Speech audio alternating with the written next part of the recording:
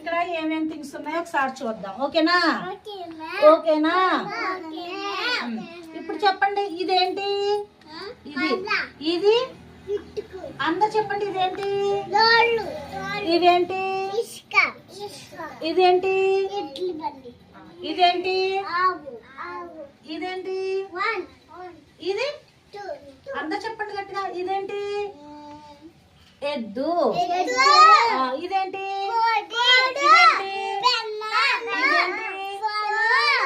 ఇదేంటి? ఇప్పుడు మనకి ఇక్కడ ఇన్ని థింగ్స్ ఉన్నాయి కదా. ఇది ఫ్లవర్ పాట్. Very good.